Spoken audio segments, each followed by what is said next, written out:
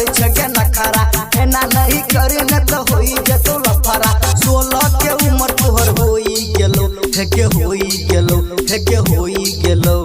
DJ वाला से दिल लगी गेलो रुमाल के छौरा देखी भागी गेलो डीजे वाला से दिल लगी गेलो रुमाल के छौरा देखी भागी गेलो किया एना छौरी तू करे छगे नखरा एना नहीं करे न तो होई जतो लफरा किया एना छौरी तू करे छगे नखरा एना नहीं करे न तो होई जतो लफरा 16 के उम्र तोहर होई गेलो हेगे होई गेलो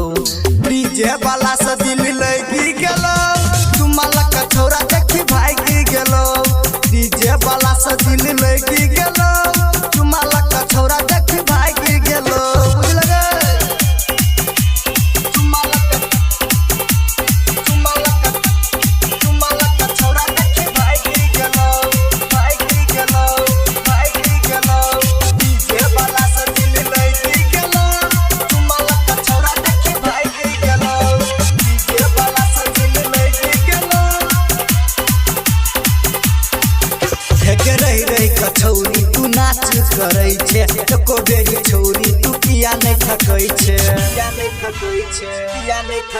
हेगे रही कछौरी तू नाच करे छे एको बेरी छौरी तू किया नहीं थकै छे चढ़ल जवानी गोदाम लुटबै छे छौरा संगे रोज माइरा फसबै छे चढ़ल जवानी गोदाम लुटबै छे छौरा संगे रोज माइरा फसबै छे डीजे वाला छौरा तोरा वेहा कहौ हेगे वेहा कहौ डीजे वाला से दिल लगी गेलो रुमाल के छौरा देखी भागी गेलो डीजे वाला से दिल लगी गेलो रुमाल के छौरा देखी भागी गेलो बुझल गे अर्जेंट महालक्ष्मी म्यूजिक रमपुरा बाजार रुमाल के छौरा देखी भागी गेलो म्यूजिक धर्मेंद्र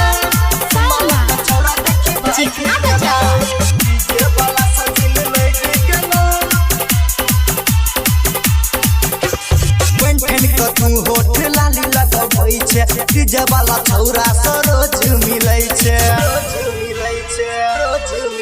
हेगे पेंटन के तू होठ लाली लगबै छे डीजे वाला छौरा सरोज मिलै छे राइटर अमित सने न मिलबै छे गायक सरोज के छैन उड़बै छे राइटर अमित सने न मिलबै छे गायक सरोज के छैन उड़बै छे गाँव के सब छौरा वेहा कहौ हेगे वेहा